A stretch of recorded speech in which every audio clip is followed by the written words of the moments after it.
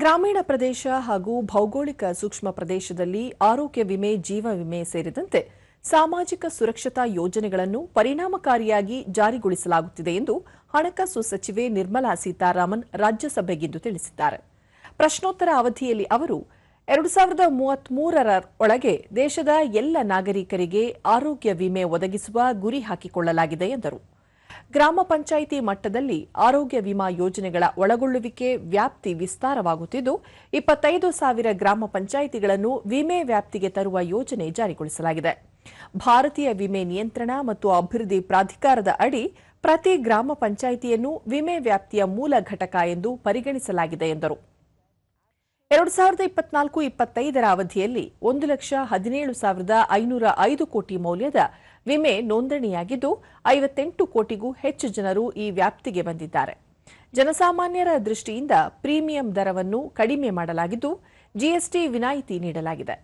ವಿಮೆ ಪ್ರೀಮಿಯಂ ಜಾಗತಿಕ ಸರಾಸರಿ $943 ಇದ್ದರೆ ಭಾರತದಲ್ಲಿ ಕೇವಲ $97 ಇದೆ ಎಂದು ಹೇಳಿದರು. ಪ್ರಧಾನಮಂತ್ರಿ ಜೀವನ್ ಜ್ಯೋತಿ, ಜೀವನ್ ವಿಮಾ, ಆಯುಷ್ಮಾನ್ ಭಾರತ್ ಸೇರಿದಂತೆ ವಿವಿಧ ವಿಮಾ ಯೋಜನೆಗಳ ಮೂಲಕ ಬಡವರು ಸೇರಿದಂತೆ ಎಲ್ಲ ವರ್ಗದವರಿಗೆ ಆರೋಗ್ಯ ವಿಮೆ ಒದಗಿಸಲಾಗುತ್ತಿದೆ. ವಾರ್ಷಿಕ ₹5 ಲಕ್ಷವರೆಗಿನ ವಿಮೆ ಎಲ್ಲರನ್ನೂ ತಲುಪುತ್ತಿದ್ದು ಇವುಗಳ ಪರಿಣಾಮಕಾರಿ ಜಾರಿಗೆ ರಾಜ್ಯ ಸರ್ಕಾರಗಳ ಸಮನ್ವಯ ಅತ್ಯಗತ್ಯ ಎಂದರು. ವಿಮೆ ನಿಯಮವನ್ನು ಉಲ್ಲಂಘನೆ ಮಾಡಿದ ಸಂಸ್ಥೆಗಳ ವಿರುದ್ಧ ಕಠಿಣ ಕ್ರಮ ಜರುಗಿಸಲಾಗುತ್ತಿದೆ ಎಂದು ಪ್ರಶ್ನೆಯೊಂದಕ್ಕೆ ಸಚಿವೆ ನಿರ್ಮಲಾ ಸೀತಾರಾಮನ್ ಉತ್ತರಿಸಿದರು. To ensure suitability of the policy, all these are acts of omission and commission on which companies are taken to task. I would like to highlight the fact, sir, in 23-24, 2 crore fine was levied, a penalty. I use the word fine in a bit loose fashion. 2 crore rupees was levied as penalty on an insurance company, Reliance General Insurance Company, for having not done fair practice, unfair business practice.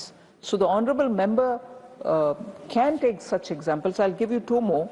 In 24-25, Bajaj Finance Limited was levied a penalty of 2 crore. HDFC Life Insurance levied a fine of 2 crore. SBI Life Insurance levied a fine of 1 crore. And so on. So action is taken immediately when Royal Sundaram General Insurance 1 crore and so on. So if insurance cover is extended without obtaining the consent of the insured, they are levied a fine.